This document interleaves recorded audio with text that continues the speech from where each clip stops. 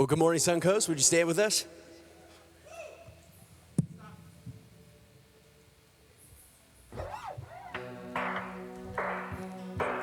Got knocked down 7 times last year.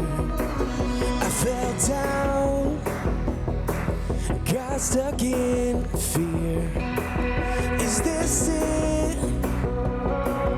Is this how it all ends? Is this it? I knew the words to tell myself to hold me back. The things I felt, I know. God, I know. Come on. I don't wanna say one more minute. I don't wanna say you're not in it. I don't wanna wait here one more night. I don't wanna sit here all my life. Someone came to the wire. I'm gonna cave to the pressure. I think I'm gonna be. I think I'm gonna be okay. The motions got the best of me, and waiting showed the worst in me. Is this it? Is this just wasted years? Is this it? I knew the words to tell myself to hold me back. The things I felt, I know. God, I know. I don't wanna say one more minute. I don't wanna say you're not in it. I don't wanna wait here one more night. I don't wanna sit here all my life. Someone came to the wire. I ain't gonna cave to the pressure. I think I'm gonna be. I think I'm gonna be. Is this my alibi? It make me feel alright. Is this the reason why I'm barely getting by? Is this my alibi to make me feel alright? Is this the reason why I'm barely getting by? I don't wanna say one more minute. I don't wanna say you're not in it. I don't wanna wait here one more night. I don't wanna sit here all my life. Someone came to the wire. I ain't gonna cave to the pressure. I think I'm gonna be. I think I'm gonna be okay.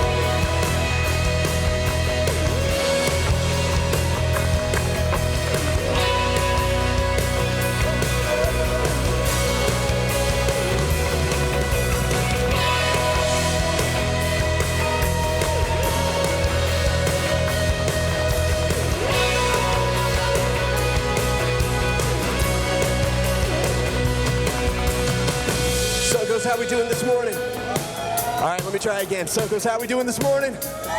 Let's do it.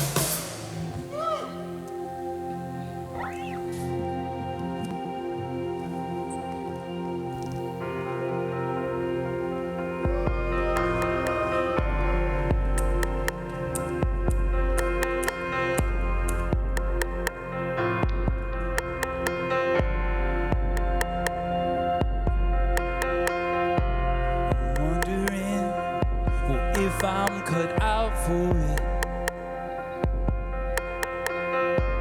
I'm running in and out of consciousness. I'm staring at the surface, knowing that it's worth it. Can I shake the doubt? I'm wondering if I'm cut out for this. Breathing in, breathing in.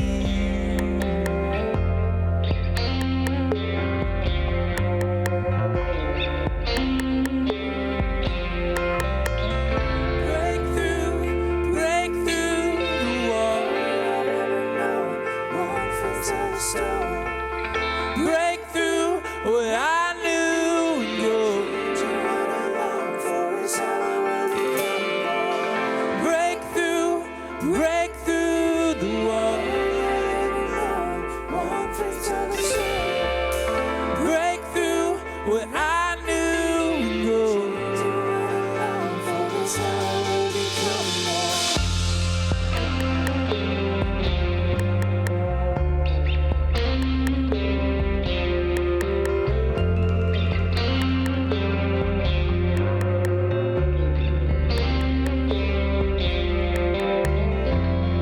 Falling in, I'm digging in the ground for this. There's more to find underneath the surface. It doesn't come so easy. There's pain and growth, believe me. I'm wondering, will I turn out from this? I'm breathing in. I'm breathing in.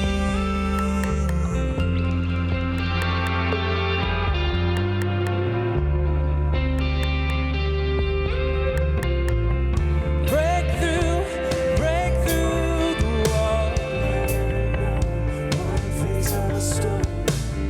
Break through what I knew and grow. Break through the wall.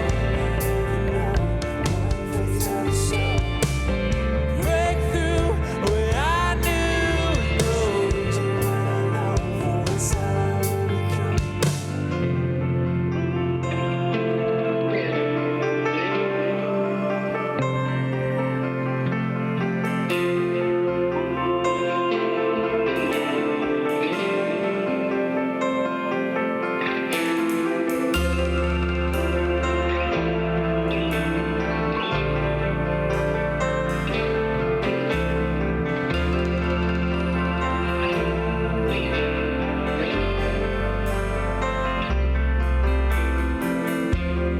We will be found.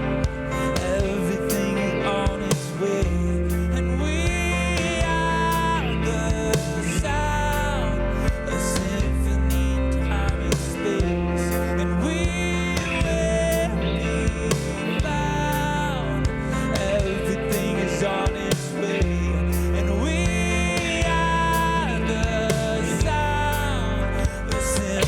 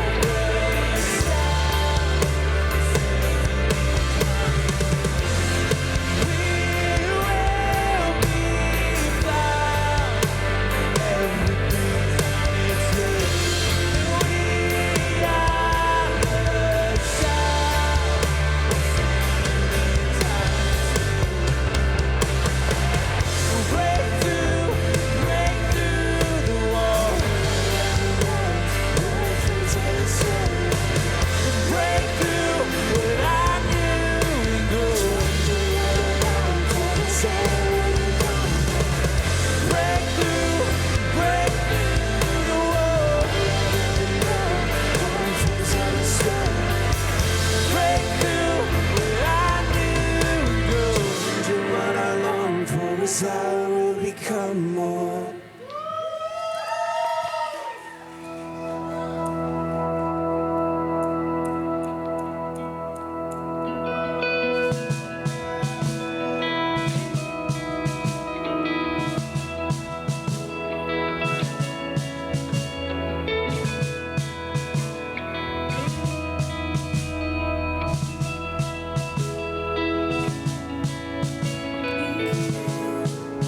In the hands that created the heavens, find me now, where the grace runs as deep as your scars. You pull me from the clay, you set me from the rock, you call me by your name, made my heart whole again. Lifted up from not fall to reveal who you are. But I might say, with more reasons to sing than to fear, you pull me from the grave, set me on a rock, you call me by your name, made my heart whole again. Here I stand, I surrender, I need you now. Hold my heart now and forever. My soul cries out. Once I was broken, you have my whole heart. Past has no hold on me, 'cause your grace holds me now. And that grace holds the crown where the grave did. All my shame remains, left for dead in your wake. You crashed those angel gates, you left no stone unturned. You stepped out of that grave, showing me your way.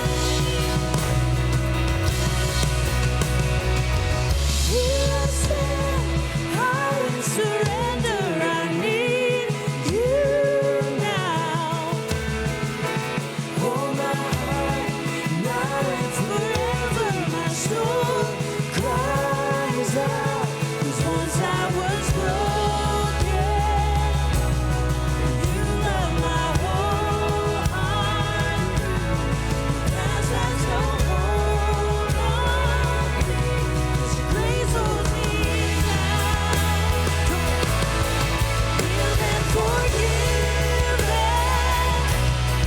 look where my chains are now. Death has no hold on me, 'cause your grace holds my ground. And your grace holds me now. Your grace holds me now. Your grace holds me now. Your grace holds me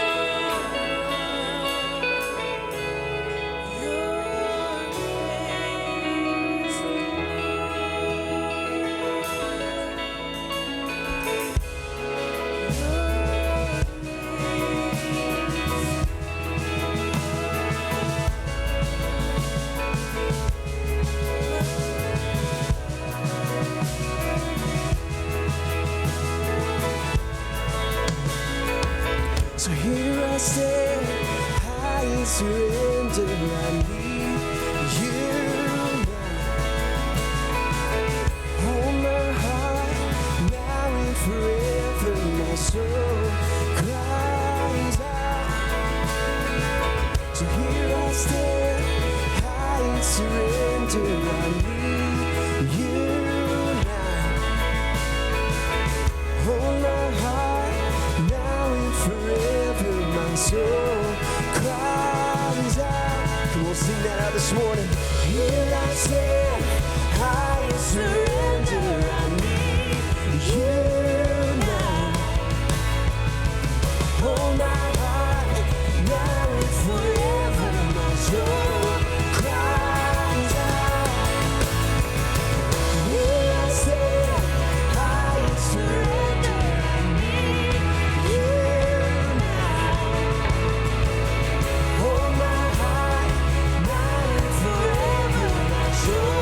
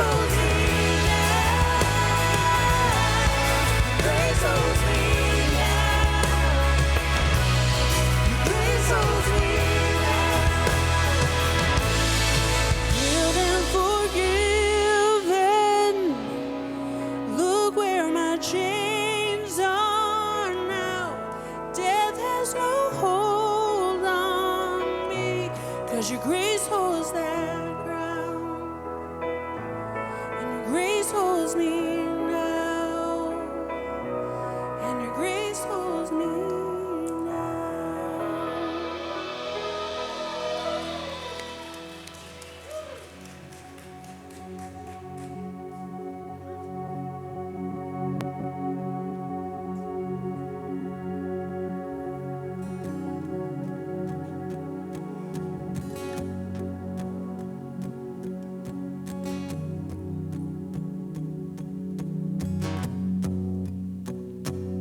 I close my eyes to see my King in majesty, and your grace compels my soul to love and drawing close. And I lift my hands and sing, surrender everything. In you, I know I'm found. And my God, to you I bow. And now until forever, Jesus, I surrender. Show me what I don't know, more of you. I'm desperate for your presence, longing to be with you. Lead me to a new place, more of you. Through the fire, I'll persevere. I won't submit to any fear. Where I go, you've been before, and all my trust is in you, Lord. And now until forever, Jesus, I surrender. Show me what I don't know, more of you. I'm desperate for your presence, longing to be with you. Lead me to a new place, more of you. Come on, let's sing it out. Sing now until forever, Jesus, I surrender. Show me what I don't know, more of you. I'm desperate for your presence, longing to be with you. Lead me to a new place, more of you.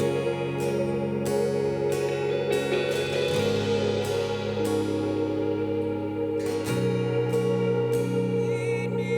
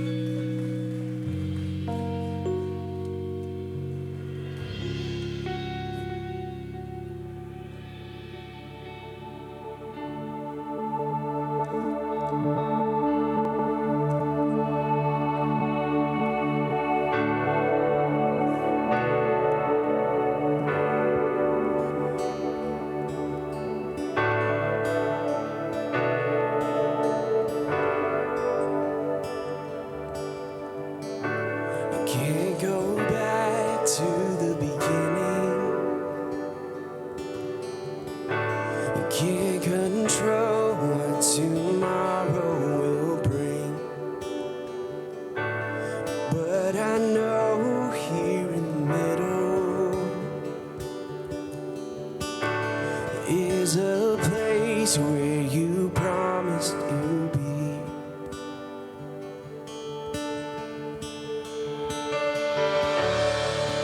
I'm not enough unless you come. Will you meet me here again? 'Cause all I want is all you are. Will you meet me here again?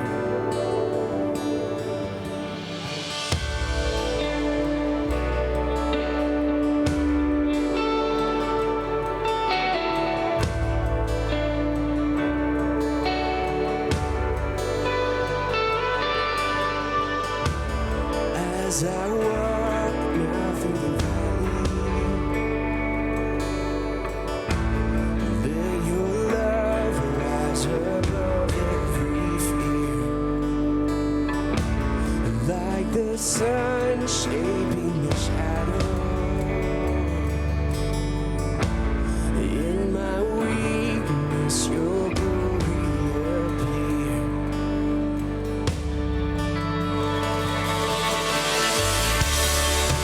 I'm not enough unless you come. Will you meet me here again? 'Cause all I want is all you are. Will you meet me here again? Come on, sing it out. I'm not enough unless you come. Will you meet me here again? 'Cause all I want is all you are. Will you meet me here again?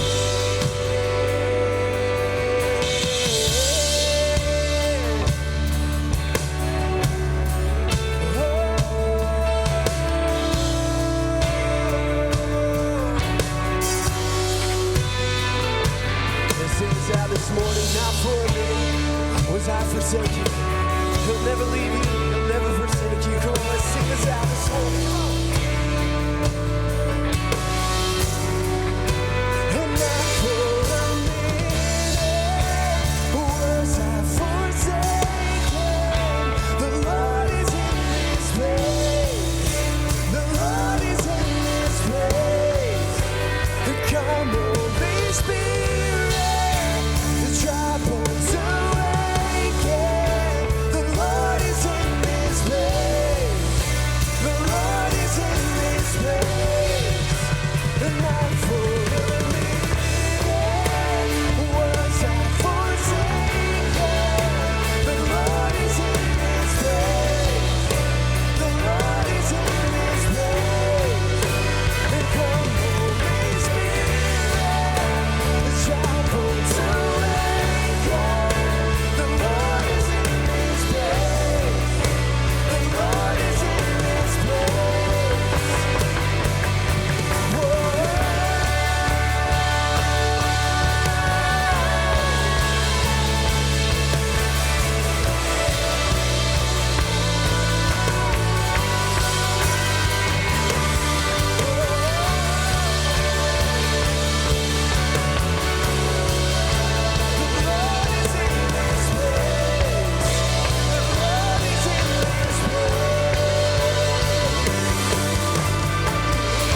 Let's give him one more shout of praise this morning. Thank y'all so much for singing with us. Amazing.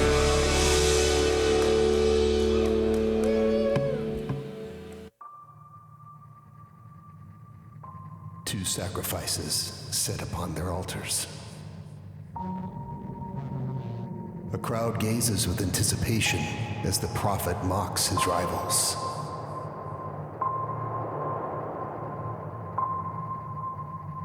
He shouts to the people, "How long will you waver between two opinions?"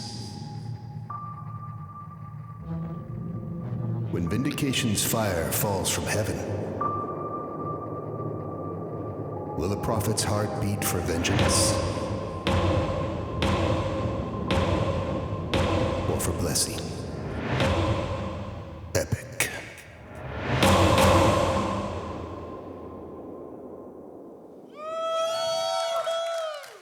Good morning. We'll try that again. Good morning. It's good to see you. Thank you so much for being here. And we're hitting the point in life where fall is, we had the teaser last week, didn't we? And then this is but it's about the change, and we live in a wonderful place, and I'm so glad that you're here. Let me tell you a couple things that are happening in the life of Suncoast. You have your notes in front of you. Just look on the back. You see a few things. One is the monthly oil change. If you know someone who really could be helped out with a monthly oil change, that's this Saturday from 8 o'clock till 12 o'clock.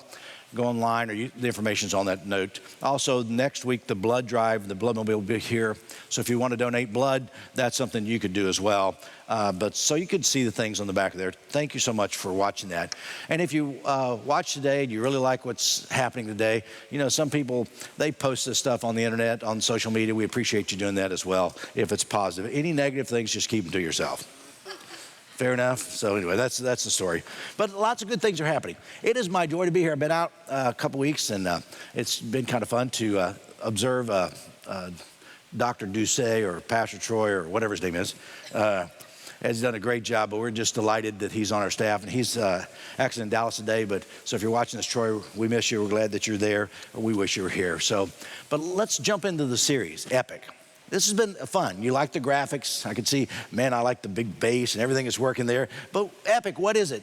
An epic story is a story that has, it's a heroic story. Something where we can see a hero coming in and doing the right things. And sometimes when you look at their lives, you can learn a lot of things about how we should live our lives. And we looked primarily in this series at Elijah. Now, who is Elijah? He represents all the prophets in the Old Testament. When Jesus was on the Mount of Transfiguration, there was Moses, the lawgiver, and Elijah, the prophet. So he represents all the Old Testament being fulfilled in the New. So we've been looking at his life and looking at King Ahab and all the predicament. And the first, we're using all these words that begin with a P, but predicament, the word of the Lord has been removed. There's no rain on the land for 3 years. That's a problem. The provision, he goes to this widow of Zarephath, and he provides, even though she has just a handful of flour and a little oil, he provides food for her as she provides food for him. Then there's a problem with the blame game. Her son dies. But what's really going on is a representation that as long as Elijah's there, good things happen, but when he leaves, bad things happen. So the provision, he takes care of her. The problem is the blame game. Then present, and Brett and I talked about this, how Elijah finally came around and said, okay, I'm out of hiding. I'm going to present myself to the king. And that was that week, and we talked about that quite a bit. And then position. What's your position? And here they go to Mount Carmel, and they call all the prophets up, and they say, who are you going to serve? It's time for you to step up and make an announcement about what you're going to do. And Pastor Troy talked about this last week, and it really did a nice job, because I think what sometimes the church is guilty of is saying, this is all the things that we believe, but we don't do any of them. See, I think for every belief, there should be a result showing that that's what you believe. Now, you can play that the other way and say, for every result, I can determine what you believe. The way you live your life, somebody can look at you, maybe not me, but someone else could say, well, this is the way you're living your life, and it shows that these are your priorities. These are the things that are most important to you. These are things that you value or you don't value. So that was last week, position. And sometimes we step up and say, I'm going to follow my heart. The way I live my life is going to be reflected in what I believe, and vice versa. And then this week, we're going to talk about persistence. Anticipation. Persistence. Hanging in there. Not letting go. Staying at it. Anticipation or expectation is an interesting emotion. You ever get anxious when you're anticipating something? Or you're on vacation, you're just about to come off vacation. Oh, I've got to schedule another one of these. I need more of these. I talked to Ricardo. They like to schedule a vacation the last day of their vacation. That's true. And he'll schedule it out because it gives him something to hope for. And I don't blame him. As a matter of fact, and I love for him to plan my vacations because he does a better job. But it's an interesting emotion, anticipation, expectation. I've told you guys I went to school a lot, and I have. And I've taken a lot of exams in life. And I study hard, and I take the exam. The most exhaustive exams I've ever had was at Florida State. I had 5 4-hour exams in 10 days. So you can imagine just almost every other day you're doing a 4-hour exam. And it's basically over everything that you've ever taken at the university for 3 years, you're responsible for. And we'll give you a question that's on a piece of paper like this, and you need to write 4 hours on this. So 5 4-hour exams. Here's what happens when I take an exam, whether I'm in college or grad school and in the doctoral program. When I go in, I'm ready, and I get pumped for an exam. I'm a test taker. And before I write down the first thing, what I notice is that my armpits are dripping down my side. Now, have you ever had that happen? Just this, I don't know if it's anxiety, but I know I need deodorant. But I mean, all this anticipation. And when the exam is over, my psyche is that I've done the best I can do, and it's done. And I walk out of there, I don't second guess myself. I don't worry about what's done. I did the work, and I know it's going to be fine. But I know a lot of guys, as soon as the exam is over, they're going, oh, then they get anxious. Preparation in advance saves you from a lot of that. You know what else I felt that same thing when I played ball? As an adult, I played basketball.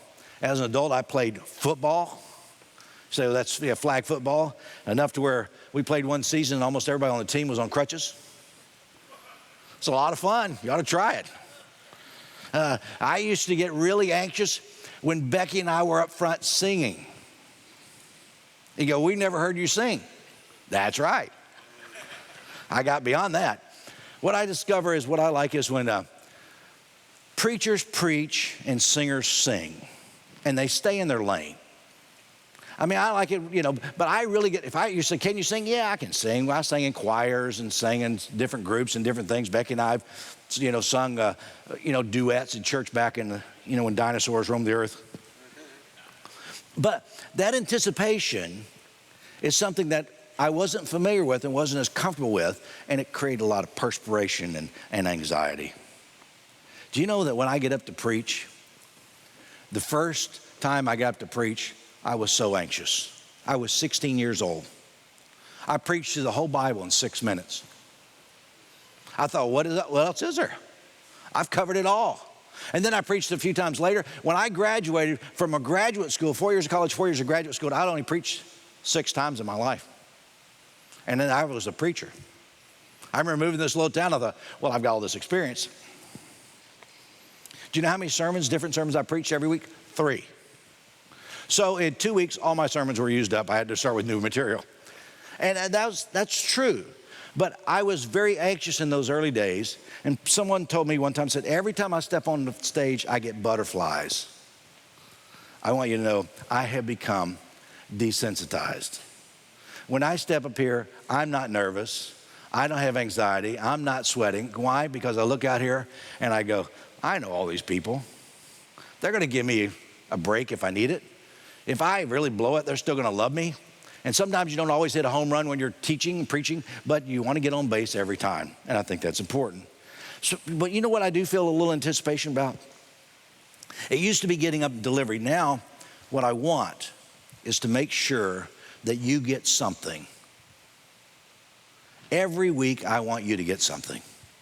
I want you to walk out of here saying, I needed that.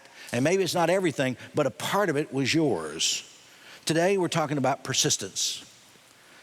Keep trying. Keep expecting God to do something great in your life. Don't give up. And we're going to look at 1 Kings and see the story of what it has to say. Let me read it for you. He's on Mount Carmel. All the water's been poured out. The bulls have been sacrificed. Then the fire of the Lord fell and burned up the sacrifice, the wood, the stones, and the soil, and also licked up the water in the trench. That's one hot fire. When all the people saw this, they fell prostrate and cried, the Lord, He is God. The Lord, He is God. And then Elijah commanded them, seize the prophets of Baal, don't let anyone get away. They seized them, and Elijah had them brought down to the Kishon Valley and slaughtered there. Sounds loving. And Elijah said to Ahab, go eat and drink, for there is the sound of heavy rain. So Ahab went off to eat and drink, but Elijah climbed to the top of Mount Carmel and bent down to the ground and put his face between his knees. Interesting. Can you see that? He's sitting down and he's got his head down toward his knees. Go and look toward the sea, he told his servant, and he went up and looked. There's nothing there, he said. Go look again. 7 times Elijah said, go back. The 7th time the servant reported, a cloud as small as a man's hand is rising from the sea. So Elijah said, go and tell Ahab, hitch up your chariot and go down before the rain stops you. Meanwhile, the sky grew black with clouds, the wind rose, a heavy rain started falling, and Ahab rode off to Jezreel. The power of the Lord came on Elijah, and tucking his cloak into his belt, he ran ahead of Ahab all the way to Jezreel. Now, I think this is a fascinating story, and I want to bring out 3 truths in it from you for your notes, and you can fill in the blank if you'd like. But here's the first one. Number 1, anticipate rain in my life. I need to anticipate it. You know, we just had a wet summer here, right? Very wet. We had plenty of rain. It's not so wet now, but why should I anticipate rain in my life? What does this mean? Well, you got to ask the question, what do you mean by rain? Rain in Israel means blessing. Rain in a desert is a good thing. Expect good things to occur in my life. Do you know that some people are always looking for rain, and other people live a life of drought? And they live in the same community. Sometimes they're married to one another. Sometimes they're family members. Some people see all the possibilities, all the positive, and others see the potential downside in everything. They're what I call the Eeyores. Thanks for noticing. You know, just very down, very despondent. Life for them is always a struggle, and change is always a risk. 23 years ago, Becky and I started Suncoast. We invest our life savings. We took the equity out of the only house that we owned. We took all the equity out and we put it into the church to start this Suncoast Community Church. And I've had people say, wow, what a risk. I had some people say, well, what's your backup plan? There is no backup plan. There was no backup plan. We're all in. When they stepped into the river carrying the ark across, they said, get the priest to step in first. They're disposable. They stepped in first and the waters parted, but a foot away from the water's edge, the water never parted. And I decided to live my life with that understanding that if I'm always waiting 1 foot back, I'll never see the things I think could happen. We invest our life savings and equity, and people say, what a risk. And you know what I say? I saw a hand-sized cloud. We bought the original parcel of land. The original purchase was 121 acres. We sold some of that off, but the original purchase price was $3.8 million. Now, I don't know if that's probably not a lot of money to most of you, but for me, it was quite a bit. $3.8 million. You know how much money we had in the bank? $25,000. You say, well, how can you buy $3.8 million with $25,000? Well, he's a farm guy and didn't know any better. Or maybe I was a farm guy and didn't know any better. But either way, I said, I just need 6 months to close, and it all worked out. I remember going to the office afterwards, and there was a banker there, the guy that was the president of the bank, and there was the attorney there, and there was a land planning developer there, and they said to me, we really didn't think you'd pull this off. And I began to realize I didn't have a backup plan, and I didn't have their confidence, but you know what I saw? Was a hand-sized cloud. A friend of mine, his name is Don, built a huge church in Denver, seated about 5,000 people. He's one of the denominational leaders, as a friend of mine. And one of the leaders in the denomination, he saw the building he built, and this is what he said, and I'll quote this: Don has created the greatest fiasco in the denomination. Just didn't think through it. It's a problem. Later, Don, who's a strong pastor leader, he went to this guy and said, hey, this is what I heard you said. Did you really say that? I love people like that. Did you really say that? Yeah, I did. I'm really sorry. I'm so sorry. And he started apologizing profusely. And I said, well, Don, what'd you do? He said, I forgave him. He said, because I realized he was not living under my vision. He was living under his. See, I love this part in the story when Elijah says, get ready for the rain. Get ready for the blessing. Elijah told King Ahab, go ahead and eat and drink, get ready, it's coming. Get ready, this blessing is about to happen. The drought is now over. Do you think this type teaching would fit at the end of a pandemic? To where you go, man, we're just ready for this drought to be over. We're ready for things to get back to whatever normalcy is. And I want to suggest to you, there's a sound of heavy rain coming this way. And if you've lived in Florida a while, you've heard the heavy rain, right? And if you've been in a hurricane, you've heard the wind and you've heard the rain and you saw it. I mean, sometimes you can see the rain over here and it's not over there, but if you're outside it really is one of those tropical rains, you hear it before it gets here. In Elijah's time, those around him are waiting for the rain. He says, do you hear it coming? He said, I don't know. He told his servant, go look. There's nothing. Go look. There's nothing. Go look the seventh time. There's a hand-sized cloud. Years ago, I read a book by the name of The Traveler's Gift. I don't know if you've ever read that book by Andy Andrews. And let me tell you the simple part of the book is this. The main character in the story, his name is Dave Ponder. And David, he somehow has an accident, and in his state of mind, he travels to different places in the world at different eras of time. And he goes to different areas. He goes to Solomon and around different places. But at one point, he goes to Columbus time. And he's on one of the ships with Columbus coming to discover America. And as he's talking, he hears all the rumors from the crew, and they're saying, we don't like this. We've been gone too long. We're running out of food. We're running out of water. We need to turn around and go back. This is not safe. And here's the captain of the ship. And he's telling them, he says, no, we have to keep going on. There's land straight ahead. And Dave Ponder went up to him and said, land? I don't see land straight ahead.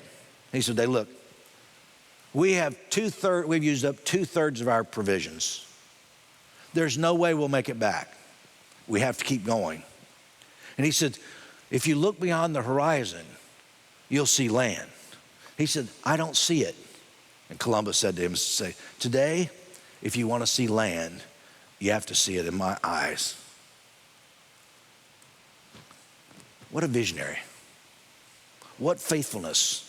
Elijah was a man of God, faithfulness, and he said, hey, keep going because I know there's a cloud. I can't see it, but you have to see it in my eyes. You know, I have a vision for Suncoast. It's been my joy to be a part of it since its inception. Why? Because I love to be a part of a community that decides that we're not going to judge people, period. Doesn't matter. We're going to be a place where people are inspired to take responsibility for their life and quit blaming other people or other things or even God. And also inspired to give back. Suncoast, you may not realize this, or maybe you do. We're on the front edge of a movement, a new kind of Christianity, not something that's old, something that's ancient. Something that predates what the church has done in 300, 400, 500 AD. Something that goes back to the time of Jesus. A new kind of Christianity where people are loved, valued, embraced, where they're not marginalized. They're encouraged. I hear the sound of heavy rain. Get ready. And you say, well, Pastor, I just don't see it. Then look at my eyes. I believe it. Elijah heard the rain before he saw it. He believed it before it occurred, and that's trust. And you can have that trust today. Today, I want to remind you that you're a child of God. I want to remind you that you are loved by God the way you are, and you may not see it, you may not truly believe it, but it's true. You say, well, whose eyes do I need to look in? Then if you can't see that you're loved by looking in my eyes, then look in his eyes. Look into the eyes. You'll see God at work. You'll see the love of God. There's hope, blessing, just out of sight on the horizon. Which leads me to the second thought today. You can fill in the blank. Begin to see the hand-sized clouds. Elijah climbed higher on Mount Carmel. He sat down, put his head down to his knees, and began to pray, and he began to expect the rain.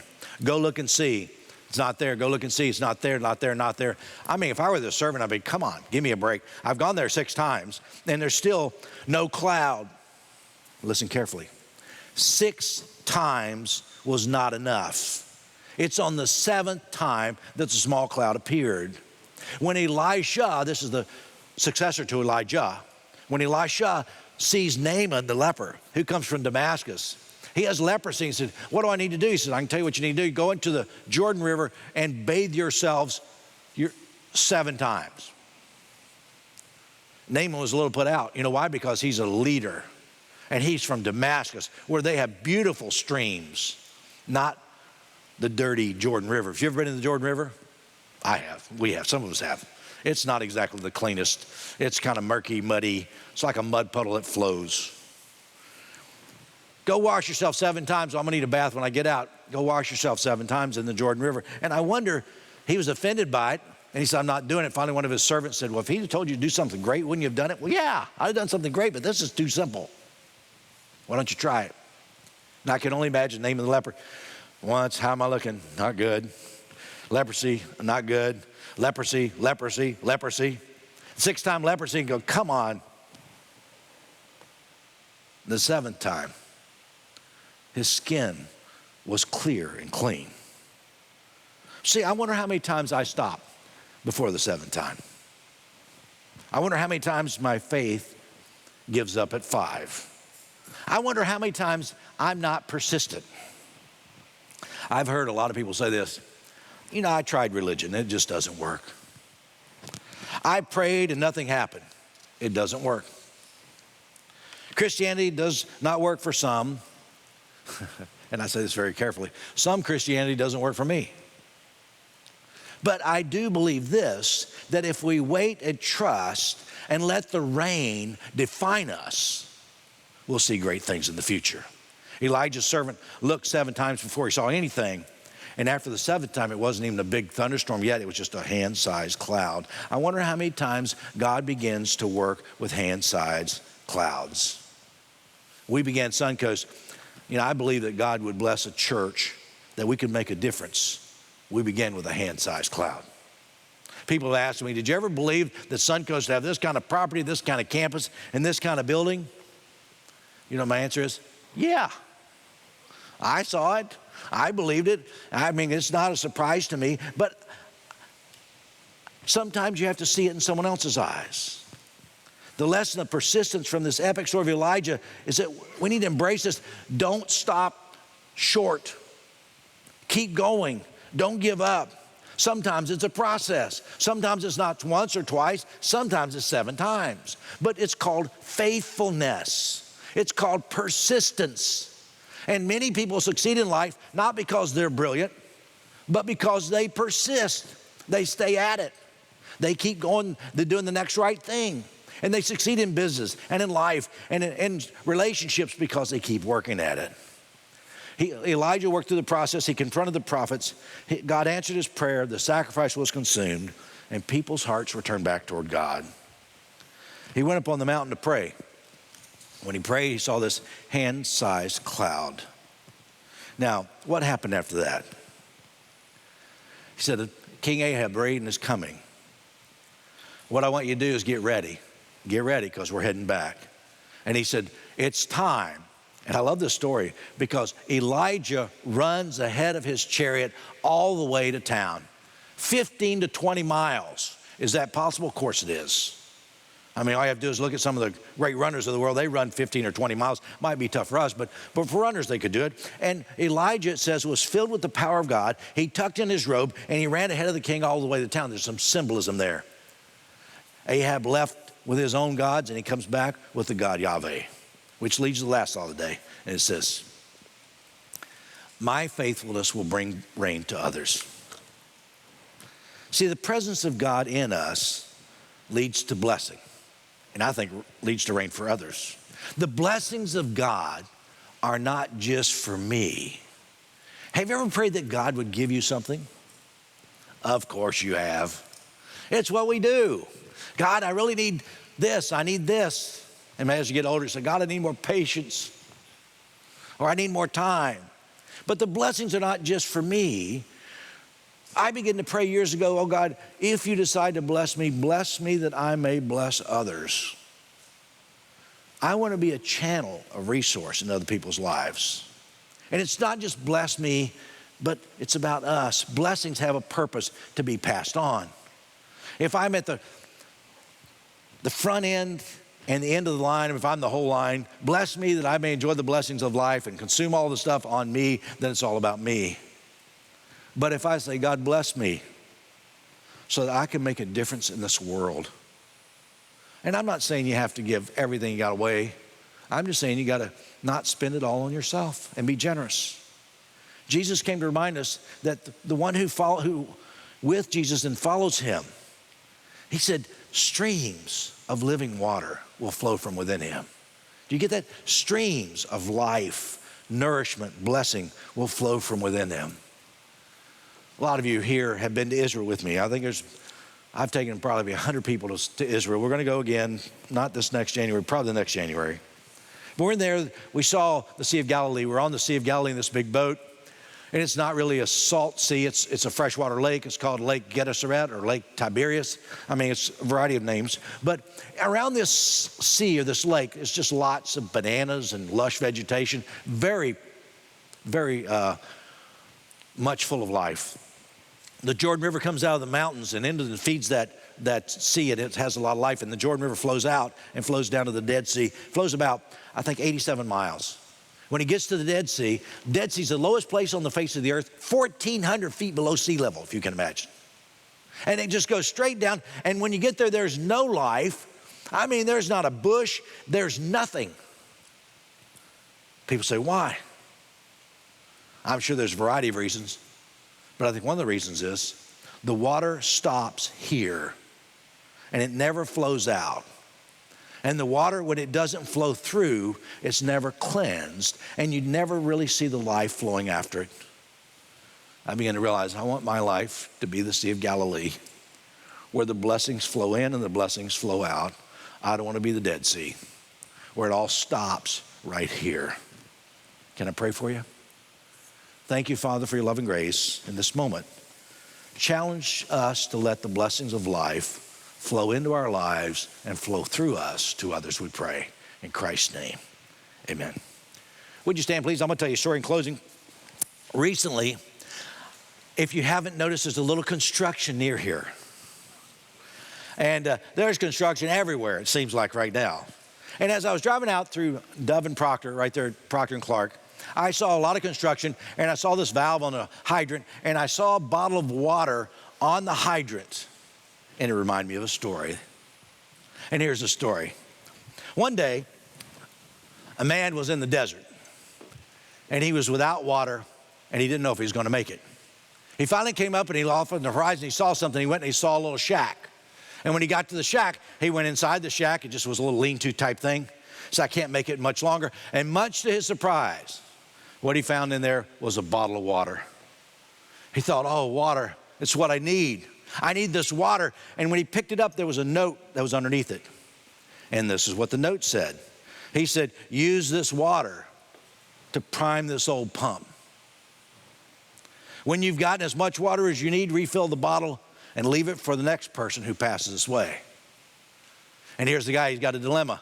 Does that pump really work? Am I going to pour the water down the drain? Am I going to get anything out of it? Am I really sure this is going to happen? But at some point, he had to make a decision. And he took a risk. And he poured the water in the pump. And as he did, that leather seal in there started getting moist. And the more he pumped, the water began to flow out from it. And he drank all he could drink. Then he filled the bottle and put it back in the well. And with a pencil he saw there, he wrote at the bottom of the note, trust me, it works. I want you to know today, my life is full of blessing. You are part of it. God loves me, and he loves you. And if you hear nothing else I say, trust me, it works. Thanks for coming today.